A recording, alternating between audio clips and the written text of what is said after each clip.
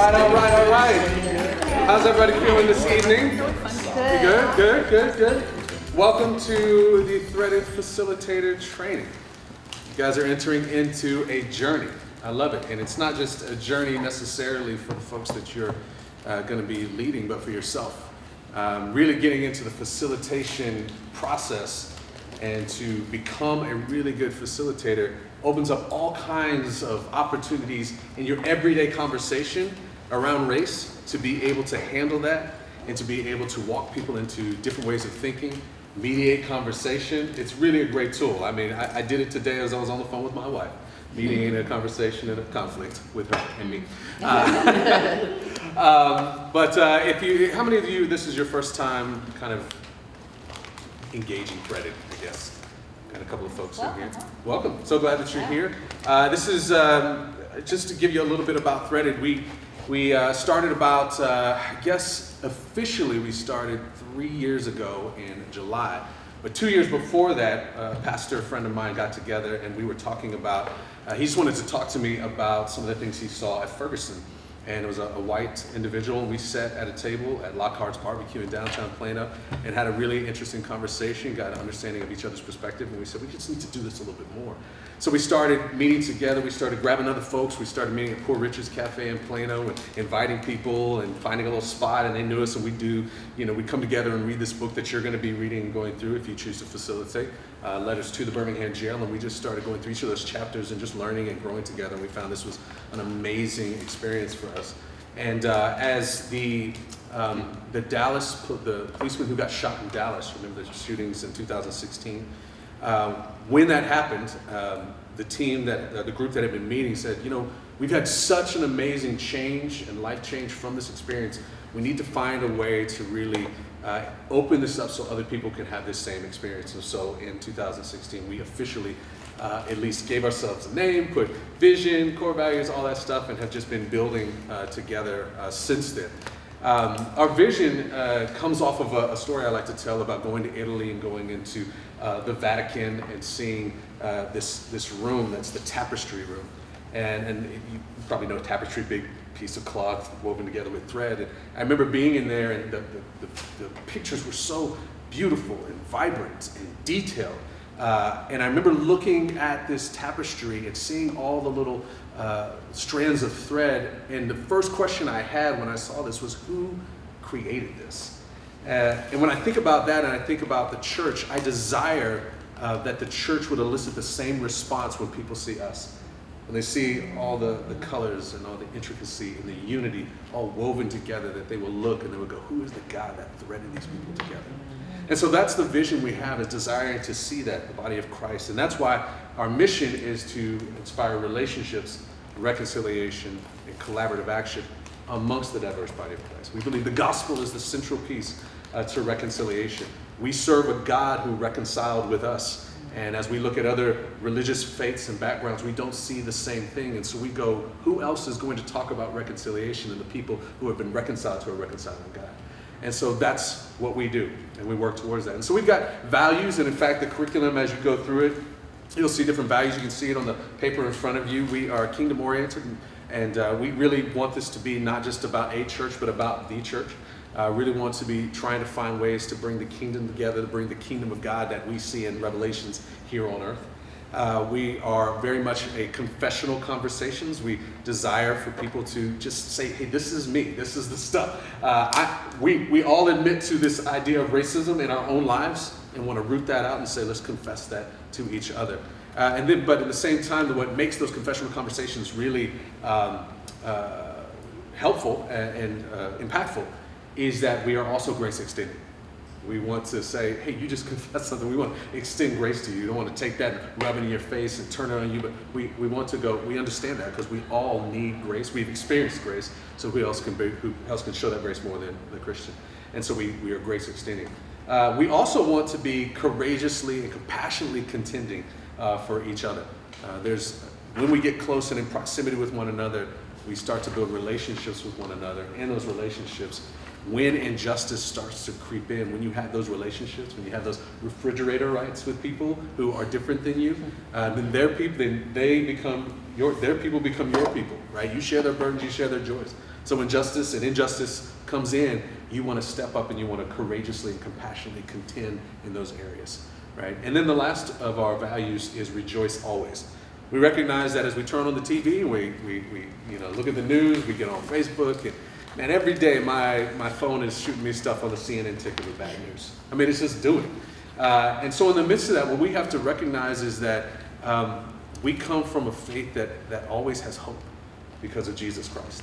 And so we know things are bad, and we want to recognize that. We want to enter into that space, but always with this idea of almost this safety valve of like, hey, there is hope in the midst of this. And Jesus showed us that in the midst of dying on the cross. And in the midst of all that mess, hope and salvation came from it. And so we choose to practice that as well. And so you guys, like I said, you're entering into the space. Wanted you to understand a little bit about the org, where it came from, what we're about, what we're trying to continue to do in this space, how we're continually trying to grow. We're trying to just continue to put more and more ambassadors of reconciliation out into the community. So they can go on their Facebooks, they can go on their Twitters, they can go in their dinner conversations at their family's house, and they know how to engage that. They know what they're talking about, and they have it from a gospel center. So we're so glad and excited that you guys are here. Like I said, it's an adventure. We see people go through, we've updated this curriculum multiple times, but I'm always amazed, even from the original curriculum, people's lives that have changed. And when I'd show you the original curriculum, you go, I don't understand how people's lives would change for this. But that just, for me, shows how much the Holy Spirit is just doing the work. And so we just want to continue to ride his coattails there and just see what God is going to do through that. And you guys are part of that process. You're part of the ones who help us to get more and more ambassadors. As you create and become an ambassador yourself, you get to help others do the same thing.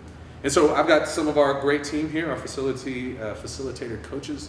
Let's see, I guess they haven't been with us since the very beginning, but they came in pretty quick, and they have changed everything for us. They make everything better,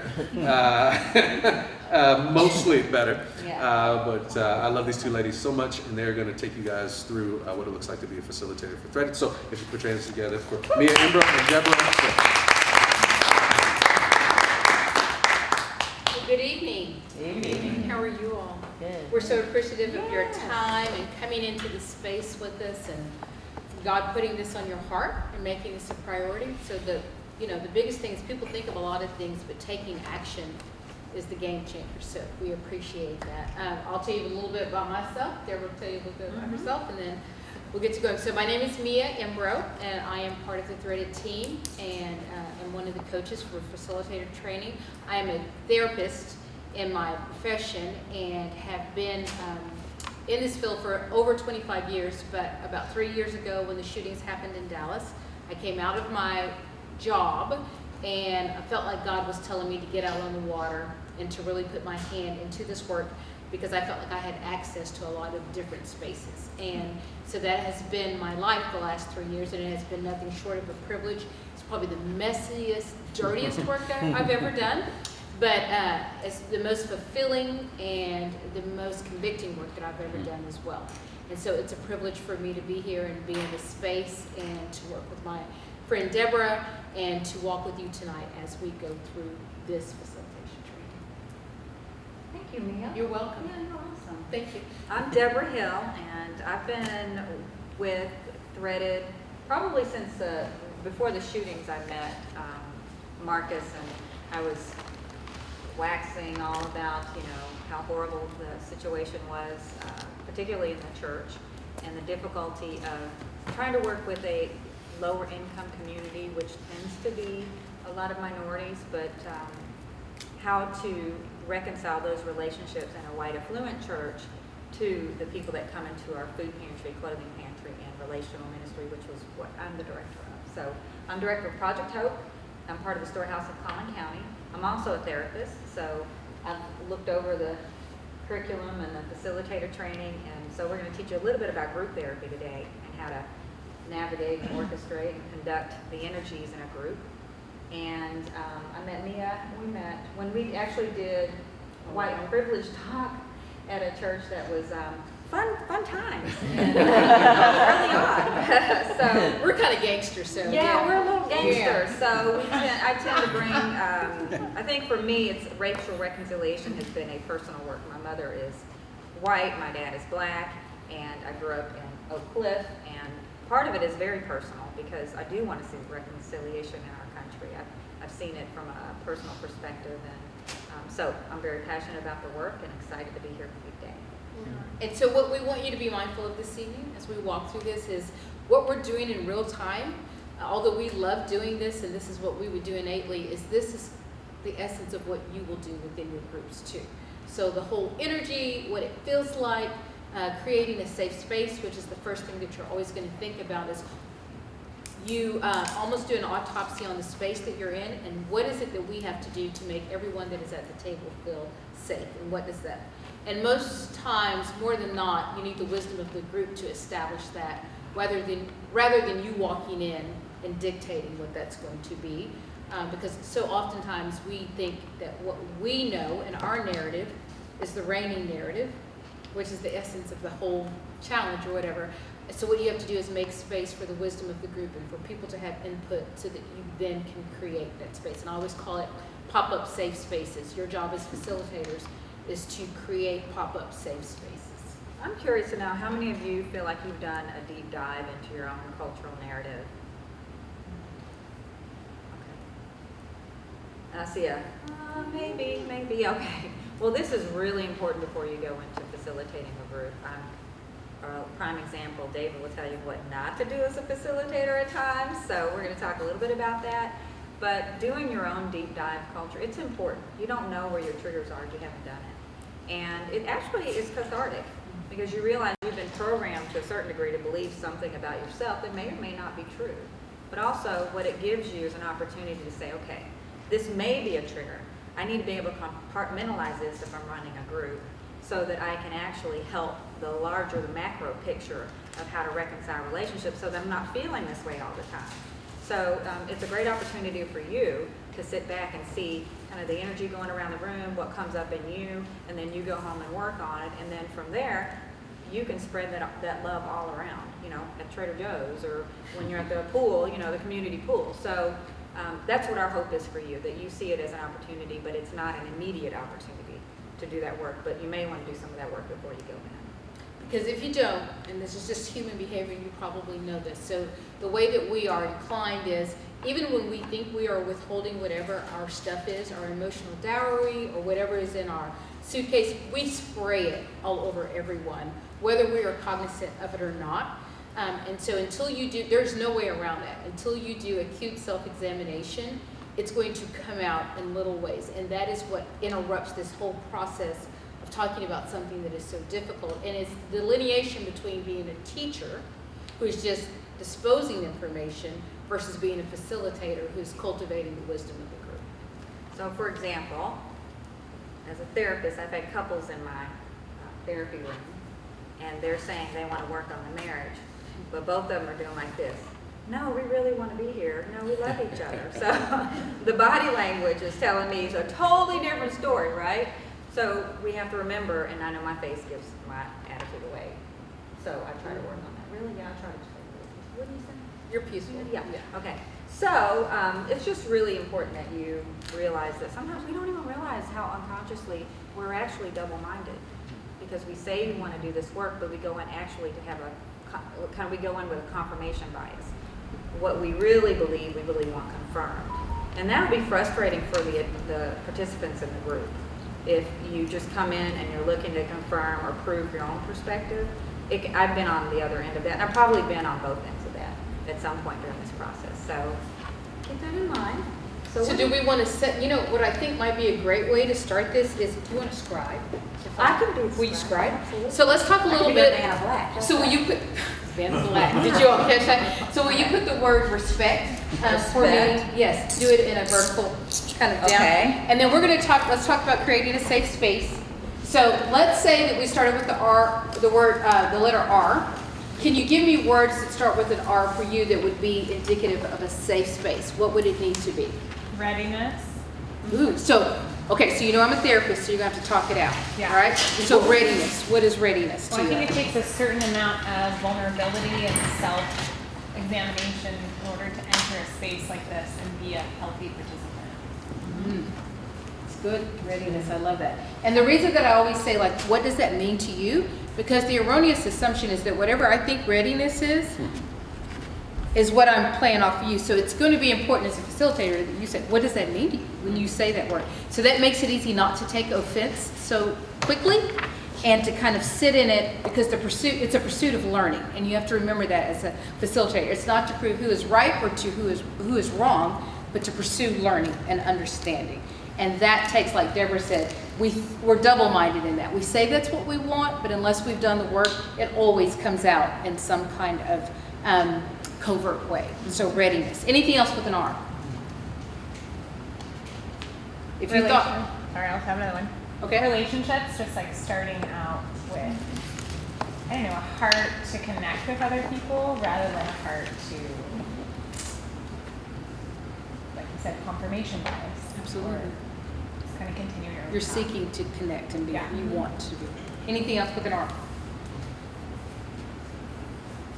So another thing about facilitators, you're gonna have input. Like, you will have to have thought this out before it happens, because it's almost like your group, you model for the people in your group what the desire is. And so when I say words with R, they have to be words with an R. All right? Anything else? The first word that came to my mind was reassurance. I like I love that too. And can you talk that out? I can talk it out, yeah. I am a talker. Reassurance that that it is a safe place, that if you're going to share what's on your heart, that the people there, not that they're going to reassure you in your negative thinking or on something or your perception, but reassurance that if they share, that we're going to listen and extend that grace that was talked about at the very beginning. Yeah, I love that. And one thing you'll find in the curriculum are there's some kind of group rules and parameters for kind of doing this work. So you want to make sure that as a facilitator, you go back to those often so that everybody knows, okay, we do have some lines here or else it'll get kind of out of hand. So that's a great thing to make sure to say, we've thought that out. We're going to reassure you that this is a safe place. And the way we're going to reassure you is remind you of what we agreed to in the beginning when we began this group. So. And we're kind of doing a double talk tonight. So we are facilitating what that safety feels like, but at the same time talking to you about it in real time about why we're doing it. So what's happening now is we're setting the space and we're collecting what people need to feel safe. And then after that, you're going to introduce yourselves, right, and talk about yourselves. But what we have found in this is if you assure people that someone has thought about you before you came, we've anticipated your arrival, we wanted you to be here, we've set the space, just like you would when you invite somebody to your house, right? You think about, what's your favorite food, what do you want to eat for breakfast, what kind of pillow do you like, how do you like the temperature? So then I know when I walk into a space, I don't know if you all can feel it, I can feel when my arrival was anticipated versus reacted to, right? So I can tell when somebody is surprised by me versus when they've been waiting for me. And that is what you want to create as a facilitator. Thus, this exercise in creating the space first and then allowing people to tell you who they are. Because some people will not divulge who they are, right, in great fullness until they can be reassured that someone has thought about this space. So that is the purpose of this. Anything else with an R? Realistic? Okay, talk about that, Dave. Well, I think that one of the things I think we want to understand is that our reality is not necessarily the reality of the individuals in the room. And so it's a matter of being authentic in terms of who we are, but also understanding that people in the room may have a different reality when it comes to this subject.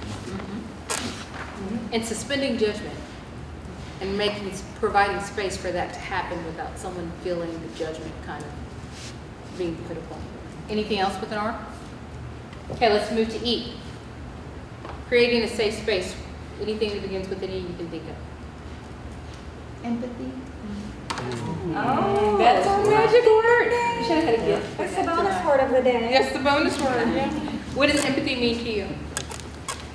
I automatically think of Brene Brown's TED Talk Yeah. mini We have it, yeah. that I thought I heard you guys talking about, where there's a difference between empathy and sympathy and not feeling bad for somebody, but really as much as you can trying to put yourself in their place and just feel that experience with them instead of just like belittling them and their experience. Right, very good. Anybody else with the E? I like that in some ways we think that we have to be in that empathy, the protector of maybe someone who really is being vulnerable but doesn't have a very popular opinion, right? So then how do we connect with that?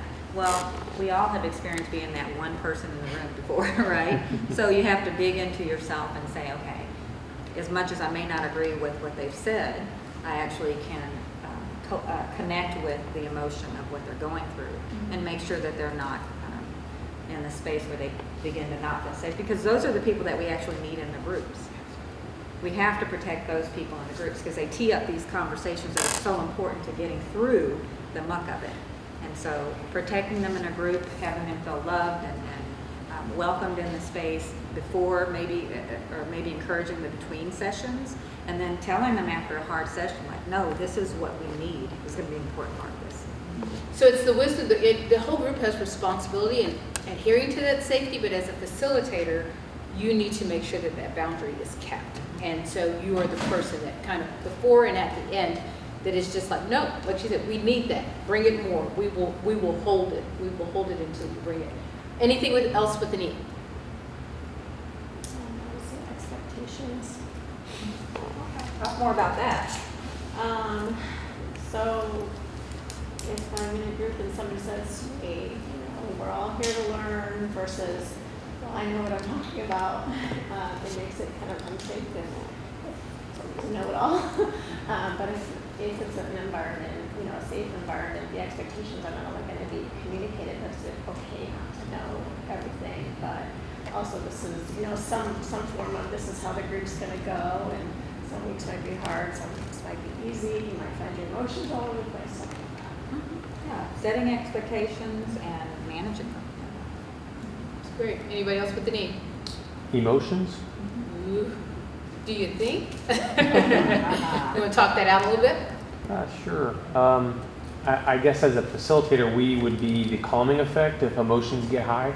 That would be one of our responsibilities to try to bring it back to non-emotional conversation.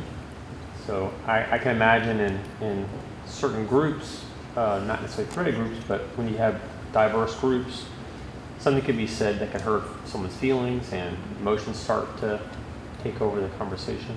It happens in threaded groups. Mm-hmm. It does. It does. One thing about emotions is we can't necessarily prepare for them, and we welcome experiences that bring up emotion. Many times you get into a group and you find that it is kind of flat. Everybody's being too nice. So there may be, and we've tried to put questions in there that will bring up some stuff to be able to get some of these going, not to be manipulative, but if we don't have those going on in the group, it's not going to get much done, right? So emotions are what we call like your data mining for what's going on with this person you're trying to get to know. So they're important, but also managing and learning how. Sometimes you might have to shut it down and say, look, you want to process that afterward, or feel free to call Deborah or Mia. Deborah or Mia.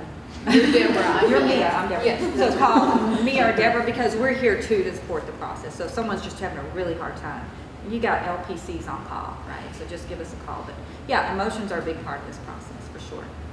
And I heard you say experiences, and I think that needs to go up there too. Just always being mindful that part of being a facilitator is you don't have to have all the answers. You are managing that, and people are coming with all their different experiences, which sometimes then leads to the emotions. But I think if everyone is cognizant about my experiences are not the totality of all experiences, and to be open to that, then that in itself has a direct correlation to the emotion that is felt. Because emotion usually comes up when people feel like they have to defend, right? Or they have to prove.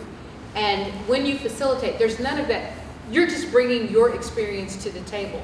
And no one is vetting whether that is right or wrong, or whether that is what you should feel or not. You're creating a space for that to happen, where someone feels safe, and then you can make a movement in that way. And so it is important, like you said, you stay rather steady as a facilitator. Okay, S.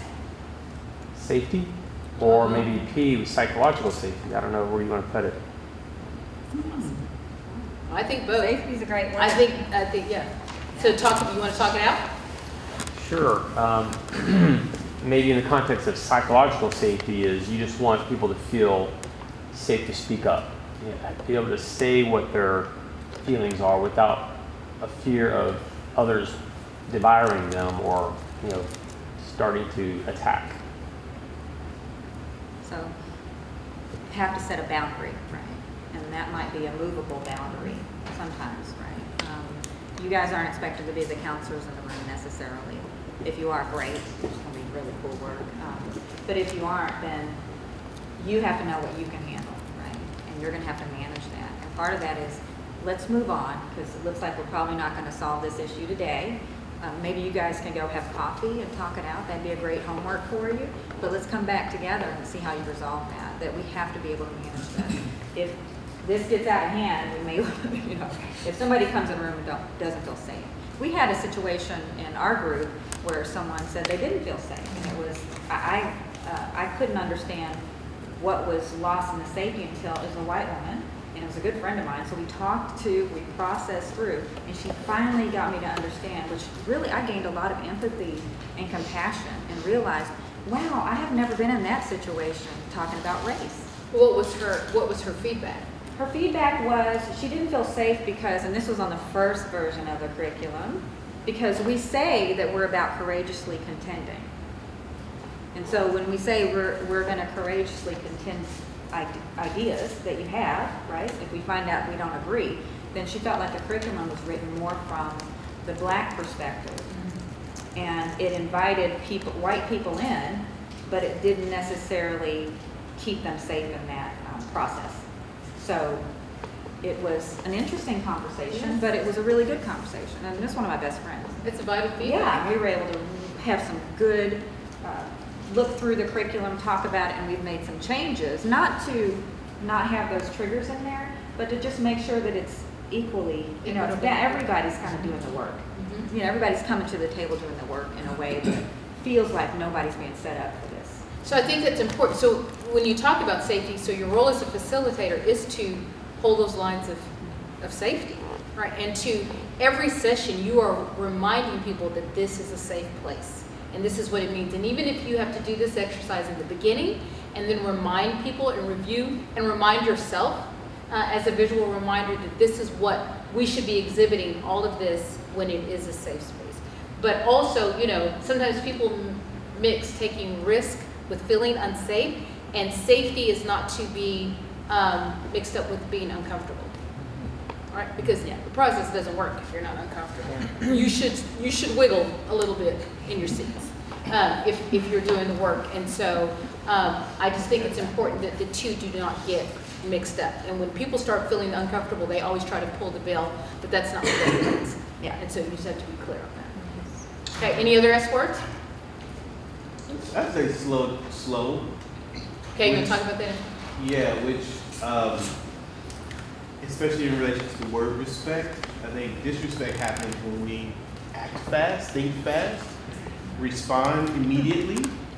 And I think, especially for this conversation, a key is to understand what you're thinking, feeling, and slow down for a second, and take a deep breath, or, mind the process so that you can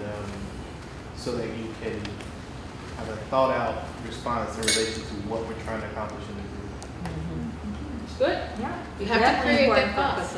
Yes, you have to create that pause, because what you have to be mindful of, we're going to talk about that, is your own triggers will be going off a lot. And if you're not careful, you'll be very reactive instead of responsive. And that's how you delineate between the two. Reactive is usually immediately, and it is like what you just feel. And response is like Antoine was saying, where you create a space and you think, let me think about that. Like, what is mine to own? What am I bringing out of my suitcase that I haven't reconciled and putting on top of somebody? And then what is the truth of the matter? Like, where are we going here? And then you model that because people are watching you and how you move through that. So it's great. What about P? Presence. Yes. I think of it from two perspectives. One, because this is within the church, the presence of the Holy Spirit within each of us. Praying over the place too, because sometimes you walk into a place and you can feel the spiritual energy immediately. And so when we walked in here, it was immediately you just felt the love of God in here. You know, everybody was just excited to see you, wanted to know about you. You just knew you were in a place that, like, there was going to be bonding within the spirit here. You know what I mean? So that kind of presence, and just with what's inside of you too. I mean, where your heart's at to begin with. Because if your heart's in a position, like she said, from, you know, her friend who was, you know, a white woman, maybe she felt like people came with an agenda to attack you. That can be from any culture, any race. People can feel that. So if that's what's within your heart, people are going to feel it immediately. True. That's awesome. Thank you, those were two things, thank you so much. That was two key, that is. And I think part of your job as a facilitator is to be honest about where you are in a space before you facilitate a group. So if you're not able to disengage from whatever is on you or whatever, you have to be honest enough to own that and say, not now, not at this time. Right? Because when you do that, then you risk injuring other people in the process. David, were you going to say something? Yeah, I was going to say that goes along with one of the things I was thinking about the letter S, surrender. That's good. Because we're not going to solve this problem as human beings, and if we're all believers in the room, then we're on God's ground anyway. We need to just, allow Him to do what He's going to do in the process. Absolutely. What about E? Another E. Encounter. I like that. You know, I'm going to say talk it out. I know. Give her time to write it first. Encounter the presence of the Holy Spirit. Yeah, invite Him in. It's not a need, but invite in the Holy Spirit before, as you open up, and just recognize that He's there. Encounter the Holy Spirit's presence in the conversation, especially when it might start off a little awkward and uncomfortable, but then as the 2-3 sides come together, that's where you're encountering the presence of the Spirit. And anticipate that encounter. Do you know what I mean? Like, believe it's a self-fulfilling prophecy. You expect that that's what's going to happen. Another, okay, C. Can I see someone we encounter? No. Of course you can. Yes. I think too of encounter who He is in each one of us also. Yes. His character is in each of us. Yes, it is. And so anyway, that I really think that. I love that. So then that means everyone that's in your group, when you see them, you're clear on who that is, right? That is an image bearer. And that has been brought to you. Deborah and I were just talking about this earlier. That person has been brought to you for you to learn something about yourself. So I think so many times when we're in this position, it's hard when you're in a dynamic where you are the influencer or you're in control. We mistakenly oftentimes think it's for me to make you better, right? This is the role. I'm going to teach you some stuff, and you're going to get better. You're going to be more like me, right?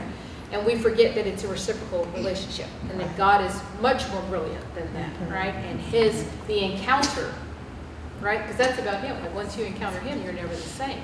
And we are image bearers of Him, and so we should be anticipating that we are going to be transformed when engaging in an encounter with another human being. I always think God is experiencing me behind their eyes. Absolutely. And so that's what helps when I think about it, when I actually take the breath. So it's really helpful to think, how am I treating this person? So I love that. Okay, C? Another C? Yes. I would think of two things, communication and curriculum. I think we need to know our curriculum quite well. Things flow a lot better if you're familiar with what you're trying to lead people through, and giving them that structure and that pace and rhythm so that you can avoid hopefully some conflict. Another statement. Conflict. Conflict, do we always want to avoid conflict? No, not necessarily. I mean, never. And I'm an Enneagram 8. I really like conflict. I really like it. I know. Might want to avoid me. And no, I'm kidding. And then just communication, like you said, words are containers for meaning. So if you can define the word that you're using in the context, it helps lend itself to clarity. I'm talking about communication as I know. You're just a I'm C playing one of those machine. games. What's it called? Boggle or something, where you have to come up with all the words. Clarity. But as I'm speaking about communication, all my words are kind of fluttering. So You did great. yeah. Deborah, what were your thoughts on when you wrote conflict? You kind of jumped Well, on I think I don't know what I am in here. Somebody said a 7. I don't know what that means. I've read it. I'm just like, okay. 8. Okay. Well, I enjoy conflict to a certain degree because I believe that thermal reaction of two people coming together, it can really produce like growth. And I think, if I was facilitating a group, which I will be, I'm going to set the tone that that's okay and I'm comfortable with it and I know how to manage it, right? Professionally, I know how to manage it. So for me, that's where the most growth comes from. I mean, we're not, it's not below the belt stuff, but it's, hey, no, bring up that one thing that you don't want to say because we want it out on the table, and if you don't feel safe going there, then we don't get all the experience. We squeeze all the experience out of that group that we can, so that we all can be learning. Yes. So if you'll have a lot of fun. But you got to be careful, right? Because I think the difficulty is if I offend, right, then I have to make sure that I go back and take care of the group member by allowing conflict where maybe they're not as comfortable. So that's where presence comes into play. You're watching people, you're watching their facial expression, you're watching their body language, and if there is conflict and you let it go too long, then you've got to make sure to repair that between the next session. And sometimes that's a phone call, a meeting, but taking care of that person that may not be as comfortable. But allowing it sometimes can be the best thing we can do. Absolutely. Yeah. And if you have set the space appropriately, and people feel safe, they will allow that kind of, I call it the oops and ouch, right? That things will happen unintentionally that will kind of, someone will be like, ouch, like that. And sometimes that's all they have to say. And so you have to give them, you have to equip them with those two words. Like, oops is when I said it and now I'm thinking that wasn't the best thing to say.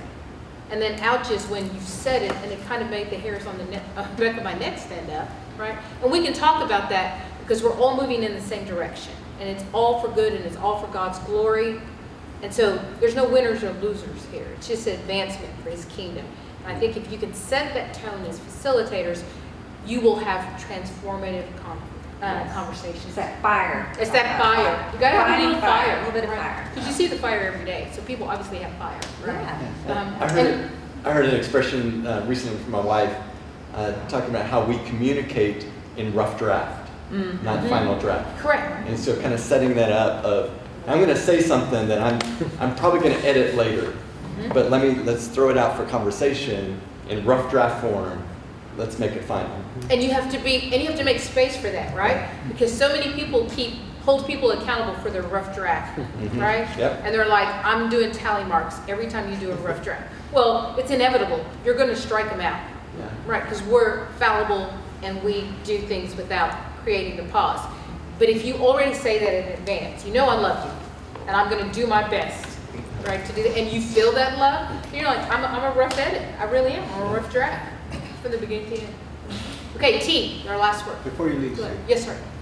I think one important C is culture. Okay. And again, that's because I think, particularly as believers, we can all agree on, a lot of things. But the thing that causes us to deviate is culture. And the reason I bring that up is because you can be in a setting where somebody says something, and you think that's who that person is, but it's really they're a product of the culture. It could just be a product of the culture they grew up in, and so you have to take that into consideration as well. That's very good. Hey, T. I was thinking about the word try. I like his word. Really just about bringing energy, but particularly trying to really get into the other person's shoes. And so like one way to do that is to try to find agreement. I know that's like an old phrase, but it's so easy to see someone and hear what they say and the disagreement pops out, you know? And there's a discipline to trying to hear and seeking for a place of commonality in what they're saying. So particularly in that, I think trying to agree is good, but trying in general, like coming to the room ready to bring energy and not being afraid is also applicable to that. Anybody else? Tenderness. We'll talk Just, now. yeah, I mean, just because it means so much to every person. Every person has their own story, their own experience, their own perspective.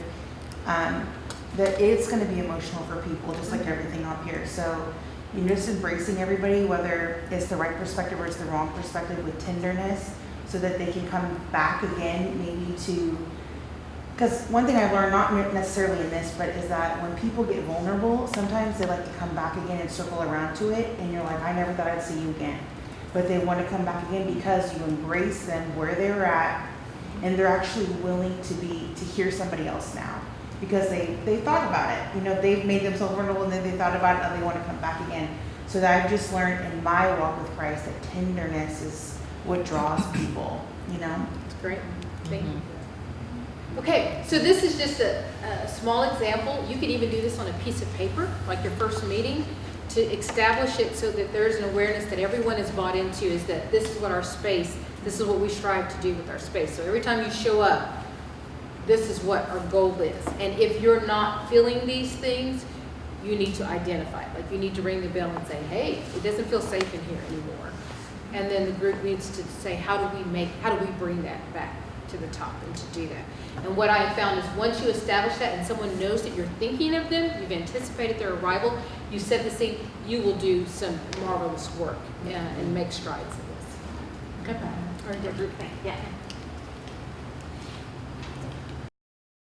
Okay, so I'm just going to speak for just a second on the delineation between a teacher and a facilitator, and then Deborah's going to. So I always, when people are leading small groups, it's always tempting, and we talked about this, to come in as the all-knowing source that is just going to deposit into these empty vessels, which is often how teachers approach the classroom.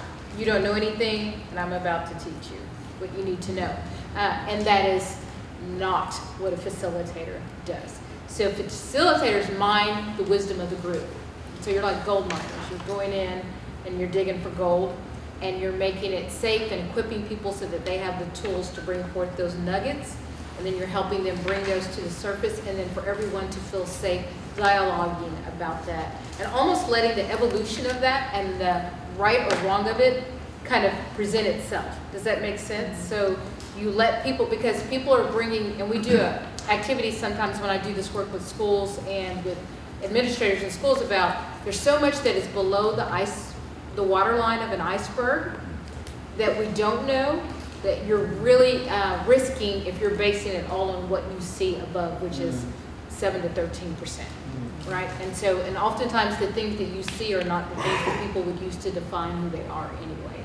And so facilitation gives space, creates space, and gives room for that. So you want to be very mindful as a facilitator.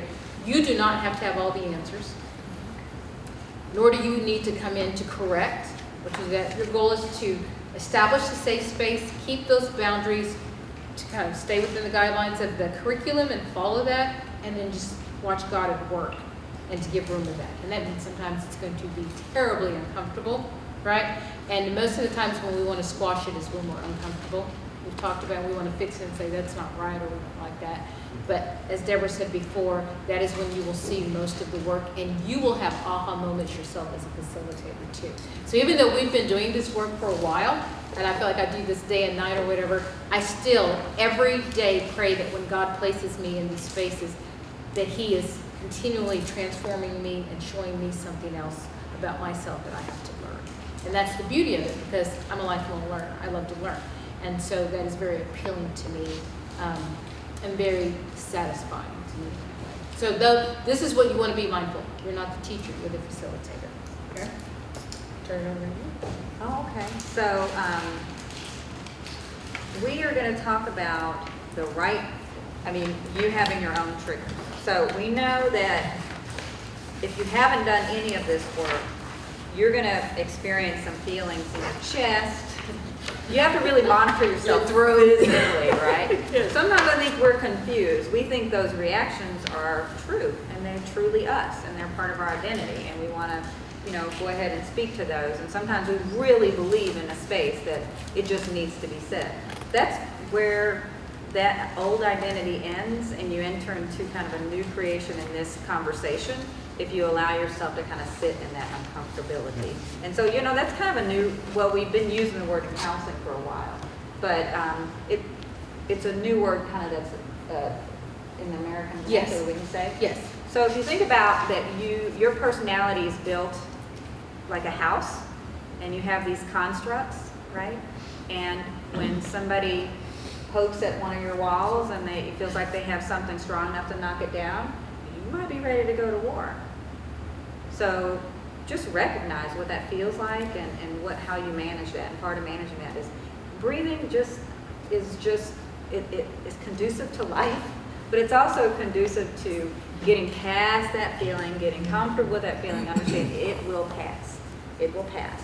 And we also want to look for what we call glimmers. So those are opportunities that you're watching people, and maybe people who haven't been as engaged, or people who have had a difficult time in the group, where you see their face and it seems like it's lit up over something, or they seem interested, or they're leaned in, or they're ready to say something. And you want to make sure to encourage those opportunities too, particularly those who have been very quiet. Like we learned in one group that Ben Wong said that the Asian culture, they really don't necessarily speak up. They learn from their culture that you respect authority and the person running the group. So that may be that you have an Asian person in your group, and whether or not they have had that experience or that cultural experience. But watch for that and ask them to engage, because usually it's quite impactful, especially for those introverts that have been observing the whole time. Man, you get them involved, and all of a sudden they kind of drop wisdom in the group, and you go, wow, I need to ask more. So that's part of our job.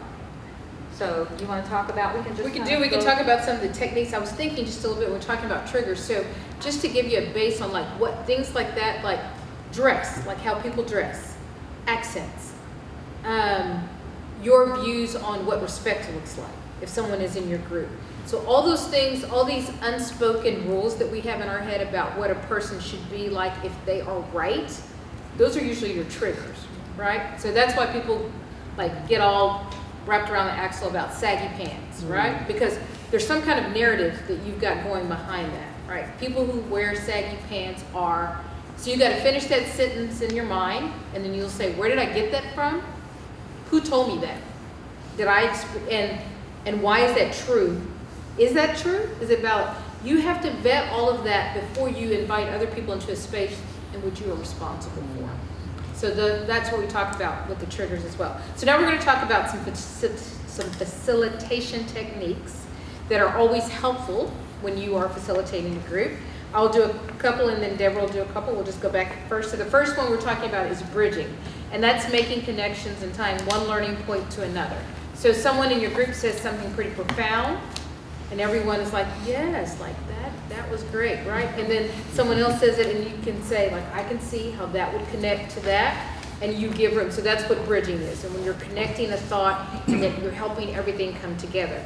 Number 2 is checking for understanding. We talked about this before. I hope I modeled that a little bit in the beginning, Deborah and I did, when we would say, what do you mean by that? When you say that, what is your perspective? What is your definition of that? Because if someone lands a thought out there or a word, and then we just take it and go, remember, you're taking it and going with it with your luggage. You don't know what they mean by it. So you're checking and you're vetting for understanding and clarity. And many times that will help control conflicts, right?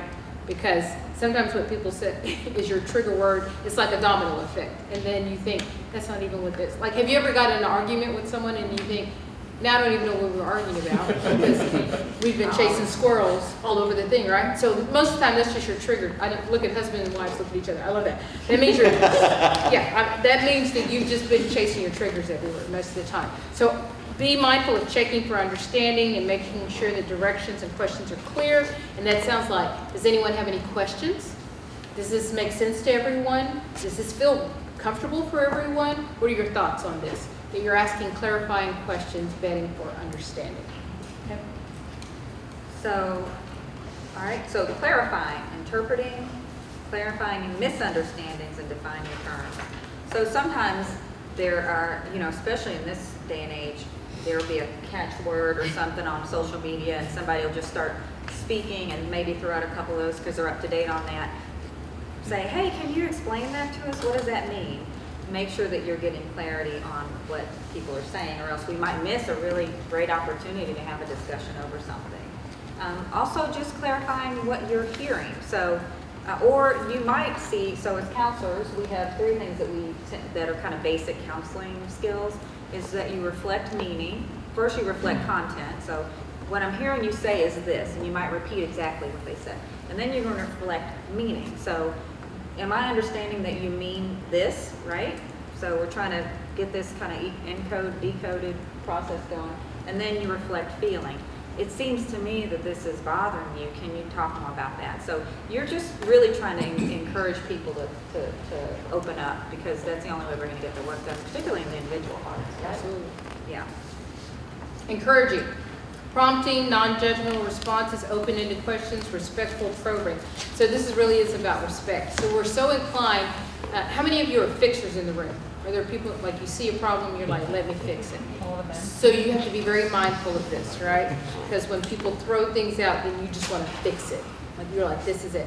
And encouraging is just almost like probing. Tell me more.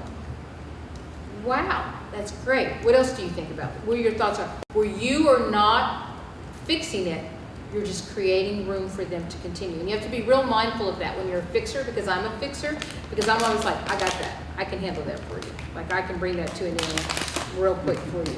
But that is not the goal. The goal is for them to be on their own journey and to do that. And so to ask mindful questions, and it's really about just being respectful. It really is about just creating space for them to figure out. And sometimes when people struggle to find their words or their thoughts, we have a habit of completing that for them, or jumping in, or saying what we think they're going to say.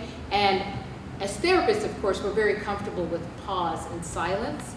But for people that don't do that every day, it can be very uncomfortable. So you have to kind of learn to just let people find what it is they need and want to say. Be patient with that process. Evaluating. Asking questions that encourage group members to examine an issue from a different perspective. So part of empathy, that was one of our ME words, is empathy is perspective taking. And that is taking the perspective of another person. So what you will find when you do this small group work is people are all over the place. Because it is birthed out of their experiences, their habits, their wounds, their emotional dowries, their narratives, their exposure, their education, all different things kind of play into that. And it's one of my favorite things, is just to sit and listen to the different perspectives, and then to just gather the feedback on that, to listen to that. And what you will hear more than not, if the setting is set appropriately, is people will say, I've never considered that. I've never thought about it that way. I've always looked through the window from the east side of the house. I didn't even know that I didn't know what was happening on the west side of the house. I didn't know that the flowers weren't growing there. And not to assign blame, not to induce shame or guilt, but certainly to learn and to understand. And so evaluation is always good because it tells you whether you're on the mark or not. And it's healing in the environment. Absolutely. It just puts just a living water on maybe fires that might have occurred in previous sessions where somebody says, oh, I finally understand. Or I went to this group deal and I had this idea and I felt really isolated because when I spoke up, people didn't necessarily agree. That, you know God is working on all of us outside of that group experience to kind of affirm what's true.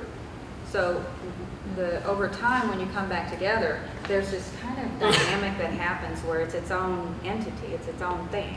And it becomes, I know we've had some of us have been groups together, it just becomes a really beautiful experience. So, and people crave it. It becomes addictive. They want more of it. Gatekeeping, so managing time and group participation. So I see that we're almost out of time, so then I'm going to rush a little bit. I'm going to make sure that if we are running late, say we had a really fruitful conversation, people want to hang out, well, I'm going to say, hey, it's about 4 minutes till. If anybody needs to kind of wrap up, we understand, but we're going to stay a little longer today. But we may go through the full curriculum just to make sure we close it out, and then maybe carry on conversations after the fact. So you're just kind of gatekeeping that. We can't get in and just this conversation, you can be hours and still not resolve anything, or hours and be, in love with each other by the end of the day, but we've got to manage people's times, because sometimes these groups are over lunch, and people have different obligations, obviously. So giving, judiciously offering facts or personal experience to clarify a point. So I think sometimes if we just go on our news or our circle of influence, and I'm in the room and something truly could be powerful if I share and change the game as far as maybe a friend's understanding in the room, that we need to really be available for that and allow ourselves to share that, because we're part of this process too.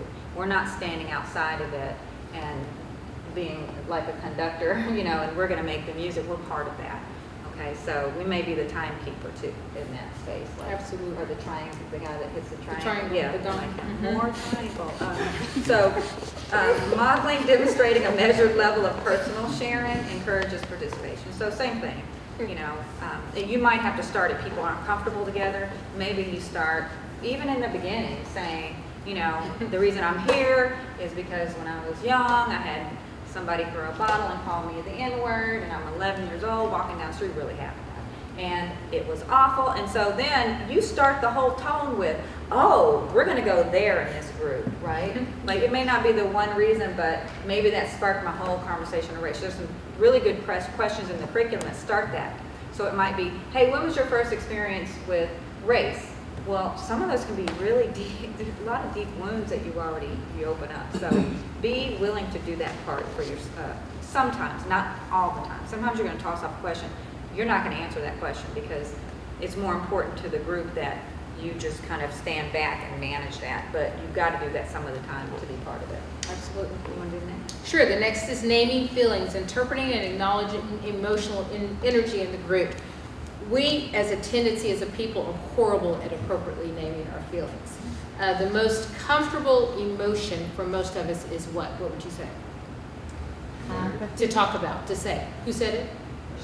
Anger and shame, right? Like, we're angry all the time, right? Everything. Yeah. You're not. Yeah, you're like a free bird. But Yeah. People are like more than not. Everything is anger. Like, if someone cuts you off in line, you're angry. If you're running late, you're angry. If the children aren't doing what they're supposed to do, they're angry. If someone was disrespectful, they're angry. And there is a gamut of emotions and names for the feelings that you have. So part of your role as a facilitator is to help people safely and appropriately name what they're feeling.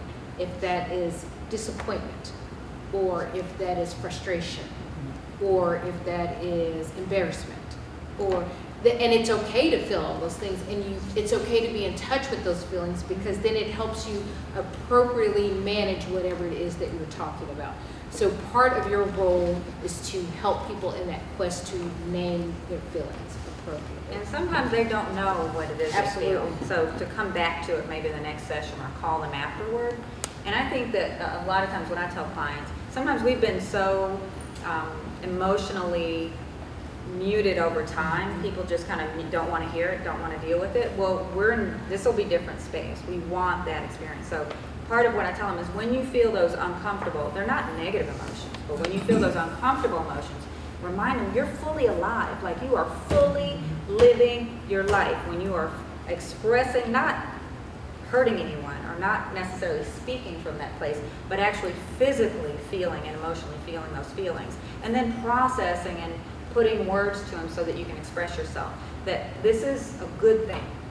It's a good thing, because a lot of us are so blocked, and some of us don't even realize what we're holding back. So, of course, you don't have to be counselors in those rooms, but if there's someone that, say, starts crying, or they have to get up and walk out, well, remind them emotions are energy, and energies will pass. And so if an energy is passing through and I feel something and it has to do something like go for a walk or tear up or whatever, that, okay, it's going to pass. That's all it is. It's not a negative thing. Absolutely. Yeah. Yes. And like you said, some people have not experienced that. And so Feel they have overwhelmed. shame and guilt around that. Yes. Yeah. The next one is orienting, and that's bringing the group back to task and reiterating the question of topic. So I don't know if you, Deborah and I would not be guilty of this, but chasing squirrels, like sometimes you'll throw something out and it just takes, like you can't even get it back. So part of the facilitation is to kind of bring it back, like bring the water back so that you don't end up, because you can chase squirrels forever and then when you're done, people are like, what were we talking about and what did we do? And so the role is to appreciate the variety of thoughts that pop into people's minds, but also to bring it back to where it is that you can go. Yes, ready? Okay, so resolving, conciliating difference, cooperative problem solving. That's, I mean, I think we've talked a lot about layers of that, right? You're doing that throughout, you're doing that at probably every moment of group, especially if you get into like third or fourth session, yeah. Seeking, asking for clarification, suggestions, same thing.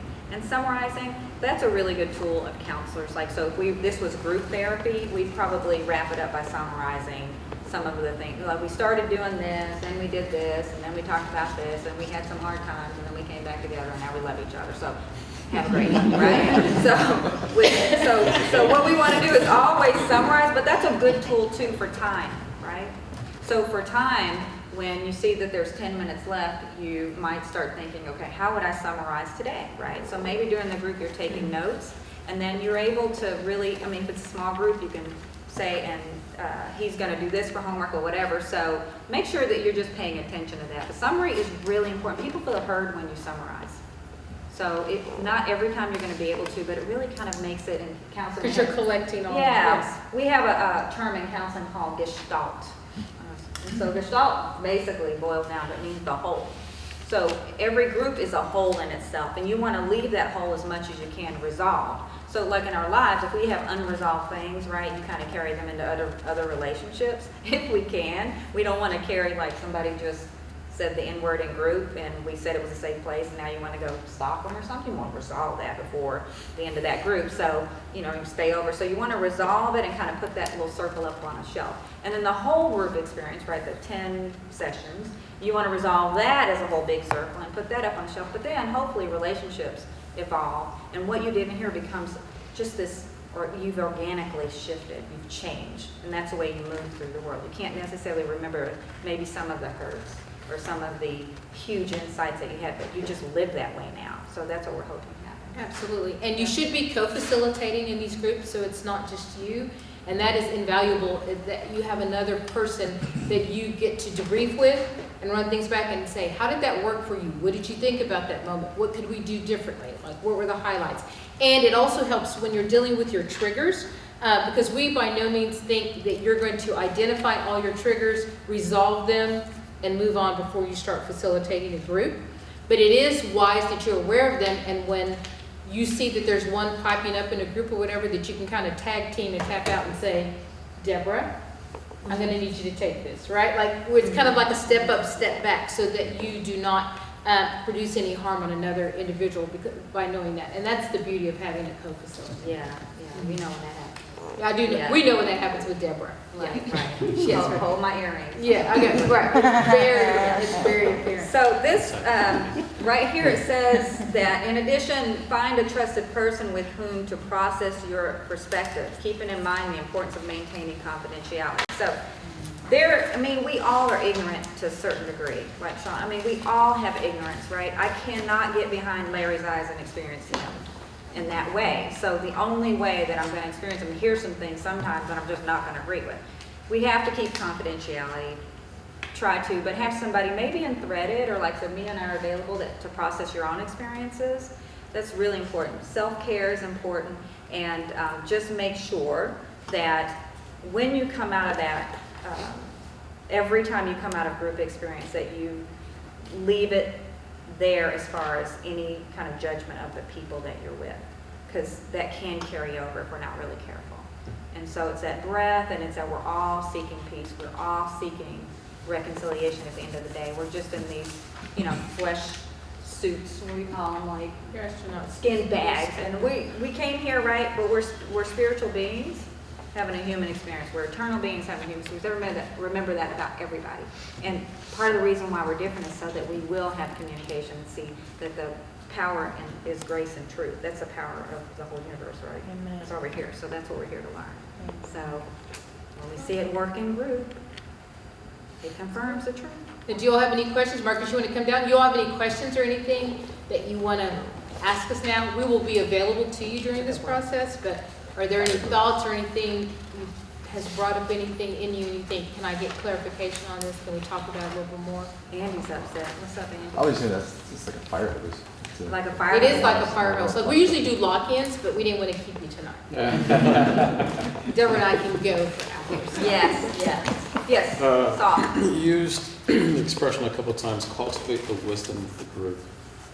Could you reframe that in a different way? I think oftentimes we go in with the unspoken responsibility that we need to solve the problem and that we need to know the answer. And what I have found in my years is that you all, so how counseling works is when I work with counseling clients, I don't tell them what to do. We create a moment and an opportunity for them to process, and then if everything is going the way it's supposed to, they come up with the answer themselves.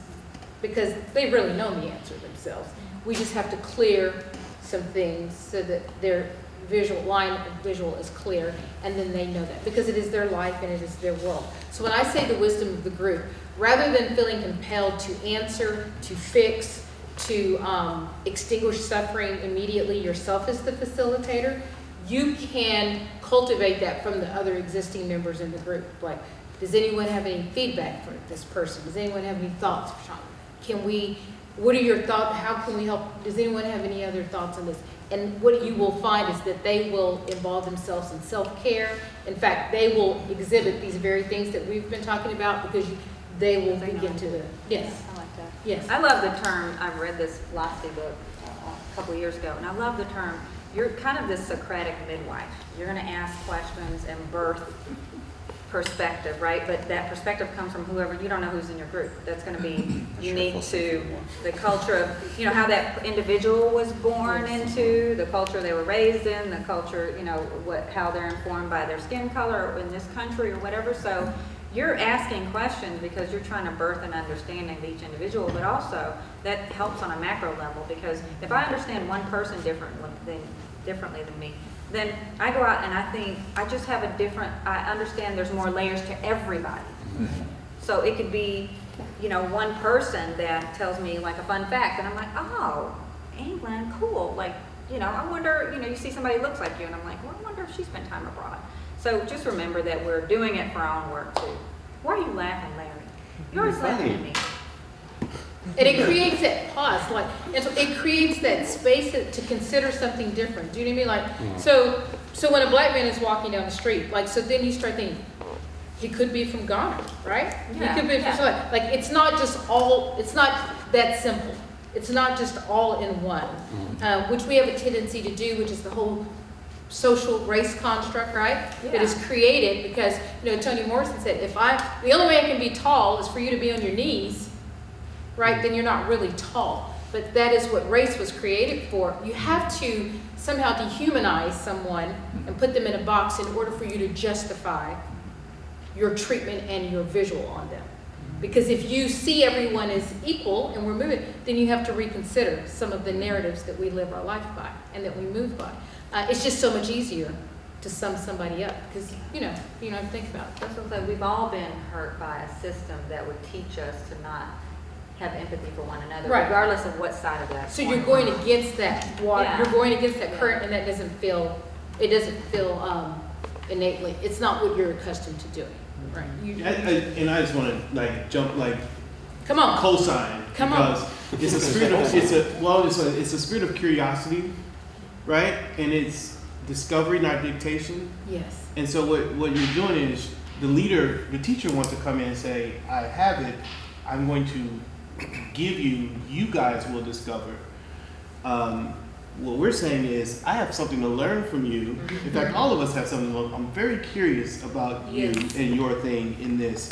So the less I talk, the more I satisfy my curiosity, and the more I discover. And so the key word is like curiosity, discovery, right? Your job is to help create a culture of curiosity and discovery, mutual, and that takes the teacher out. Because the teacher can't teach and be curious at the same time, you know? You've got to pull away. Yeah, So- your S word slow, you're slow to Yeah, speak, that's and it, quick to slow. listen. Yeah. So you're listening twice as much as you're talking. And reflective listening is a totally different listening than the listening that we're accustomed to.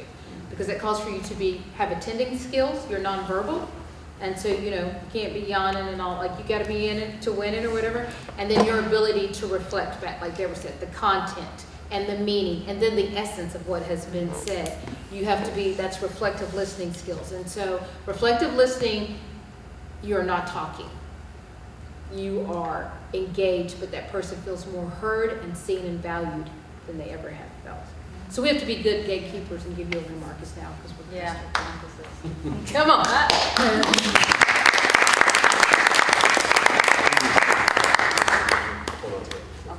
Weren't they great? I mean, I like it. I continually try to find people who are just better than I am at everything. And that's how this movement's been doing what it's doing, because it had nothing to do with me. It's all these folks right here and some of the others you see around it. So, and you guys are a part of that now, or at least you have the opportunity to be a part of it. So kind of how we close it out, I just want to tell you kind of what the next step is, because you come and you hear the facilitation training and whatnot, and you may have come in going, I want to do this, and you may be going, I don't know if I can do this. But I want to encourage you, because as Andy said, it is a fire hose coming at you. But going in with some of the tools that they've mentioned, even the simplicity of discovery and those things we just talked about, will already put you in a place where you're a better facilitator and a better leader of a group like that than most people, because most people don't come with that curiosity. They come to teach, they come to tell you what you're supposed to think. So if you can start and lead that way, you're going to do an amazing job. Okay. If you choose to, and we can do it a couple of ways. I've got your names on the list back there you signed in with, and if you want to take a pen and just kind of put a little check next to your name if you want to continue to go forward, here's how it goes forward. We hope to start the groups kind of last week of September. Now here's how that usually works. I say, hey, we're going to launch the groups end of September, and facilitators get together, they start figuring out stuff, and basically they just launch it whenever they want to launch it. But we're going to try to say, hey, this is a time where we want to at least be telling people that they should be looking for folks to contact them. As if you choose to be a facilitator, there's a couple of different things that can happen. We like to encourage you to be a co-facilitator, two facilitators, because you'll see even in their modeling, you know what I mean? There's just something wonderful about two people being able to help each other. Particularly if you get triggered, then the other person can pick up. You're like, oh, Marcus is triggered. We need to help him out over here. You know what I mean? Somebody to take it over. And sometimes it just works out that people travel or do something, and it's good to just be able to be in that space. We have in the past, at times, we've helped do some of that co-facilitating, putting those together. But we also encourage you to do it because what it does is it opens up even more people to the process. And what happens is if you weren't a part of, if that person was not a part of this facilitation training, then it creates almost like a co-facilitation that's almost a mentorship in facilitating that you can kind of work and train at the same time. We're videoing this one and then doing some videos that we're going to have for each one of these sessions for the curriculum. I'll shoot next week. That each time we'll put it probably on the website and make it available to you as a facilitator or in a Dropbox or something where you can go in every time you're about to go and facilitate. You can just go, let me see what Marcus has to say. I need to be prepared for based on this session. And we'll remind you of some of the things that the lady said here, and then also some tidbits and pointers for those particular sessions which you should be working towards. So that'll help you and your co-facilitator know how to go forward. And I know, Laura, you said it perfectly. The more you know about the curriculum, the better you'll be prepared for it. Also, if you choose to go through it, you do have access to these ladies to say, hey, I need some help, or hey, this happened last time. Help me navigate this person who is in my deal, because you'll have those occasionally, and they're great at that. They'll answer and do that. If you want to facilitate as well, we're going to put together a group meeting so that you guys can kind of talk into it, so you can kind of see what everybody's doing, how it feels. Another place to kind of learn from each other. But again, we want to do a co-facilitator. We'd love if you found your own somebody who is has a different cultural background than you. If you're married to somebody like that, then hallelujah. That makes it very easy. I know that's how we do it in my house, and it makes it easier because I can just do it in my house. But we want it to be multi-ethnic because then at least guarantees that you have some diversity going into it. A lot of folks around here. We've got a lot of white folks in here, which is great. Wonderful, love to have them. We got people of color too. If you're looking for those matches to be made, we can help with that as well. So as you leave out of here, you can just go by on your name and put a little check that you want to do it, and then we will get in contact with you. I think Elsa's going to run managing groups and facilitators for us, and so that'll be fun. We may have a new software. We'll find out about that later on today or later on this week. A couple of things moving forward too, to get you connected into even more of what we do at Threaded. We are continuing to find ways to try to bring people into conversations, but we're also really trying to connect and make sure that we follow God into this process. So every month, at the end of the month, kind of the last Thursday of the month, we do a kind of prayer and worship time just for unity and prayer and that kind of stuff. And the next one will be next Thursday here at Wood Creek. And so online, we'll if you go online, you can sign up to be in the newsletter, and you'll just get stuff that we have coming up, so you'll be able to keep up with that. We are doing something called Reconcile, which is kind of an interactive multi-ethnic experience where we really work small groups, large group, individual work around the obstacles and the opportunities and reconciliation. That's happening September 19th. You can see all that on your deal. Community, it's a big celebration, bringing the churches together around MLK. Some of you experienced that. That's coming up. You've got some of this. Let's see, what else am I missing here? You pick your partner, start recruiting for your group. We've got people who have said they want to be a part of a group. And part of the reason why I asked you what times you get that you're looking for is because sometimes people go, hey, I live in this area, I'm free on Friday night, and we can go and they can kind of contact you about being in your group. So that helps you as well. So the quicker you get your co-facilitator, figure out a place and a time, the quicker we can put that on the website, and then people can be connected to that, and Elsa can get you connected with those people who are interested in your time. So those are kind of your process to go forward. Let me see here. I don't know if I missed something. No, I did. And if you want to continue just to be a part of the conversation, some of you are experiencing our podcast Colored Commentary with Antoine and myself. And we bring on different members of Threaded, just continuing the conversation, trying to bring a gospel focus and a colorful commentary to it. Man, we'd love for you to check it out, subscribe, rate, review, all that good stuff, and tell people about it. Post it if you like it. If you don't like it, don't say anything at all. Just keep that to yourself, and we will still let you be a facilitator.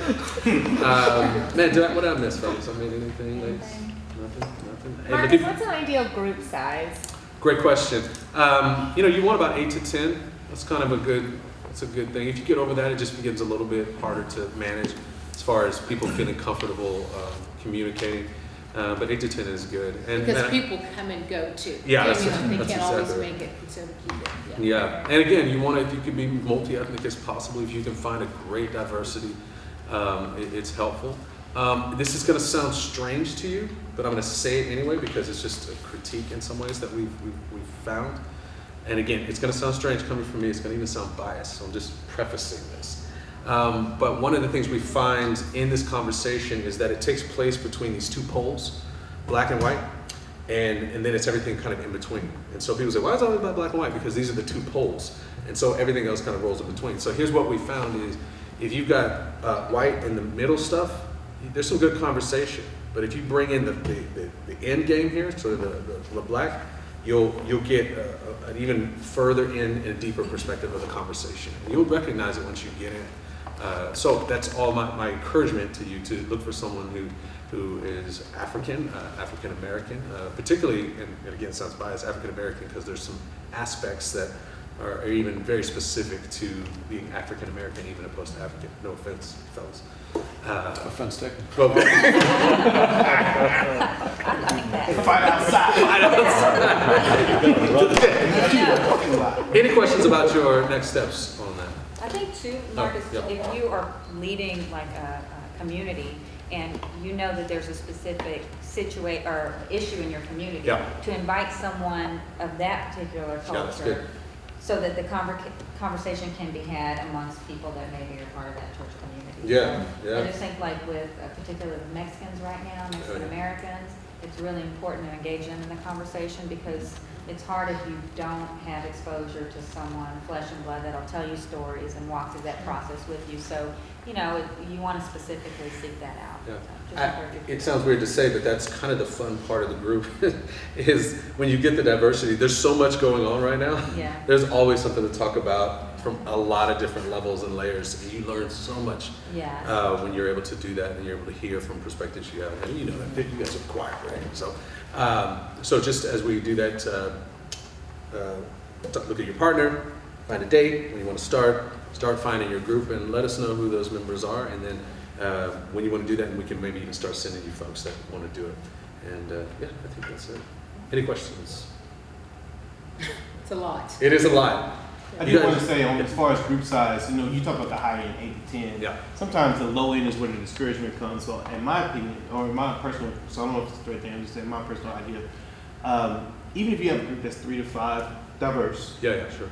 3 to 5 is great because sometimes the bigger the group, the less participant. But sometimes you get that 3 to 5, even if you have that, and you want to get to 10, but don't be worried about the fact that you might have 3, 4, 5, because in fact, that's a great opportunity because people will get closer in that scenario, and if you aren't faded by that, and you come to that with some excitement, then you won't have that normal social energy that says, "Ooh, there's only 4 of us, and so this must not be good." You know, we can get away from that today. No, actually, sometimes a smaller but better. So 4 and 5 is a great opportunity in my opinion. I just wanted to put that in front of you in case you don't get the 8 or the 10. Yeah, that's good. I mean, everything that you're seeing in front of you started with 2, right? Just so you never know what you're going to get. It's just an opportunity to step into the conversation, and you guys are taking that first step right now. Any other questions, comments, or obscene remarks? Not you, son. No? Wonderful. Yeah, you know, I get the privilege of working with a lot of pastors, but these 2 are 2 of them for sure. And I would love for one of you to.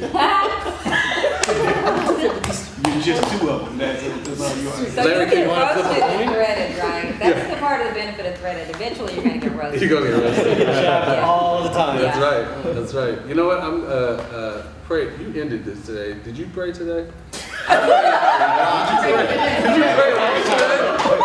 Did you pray today? I prayed the context twice. Plain old Bible fellows. Okay.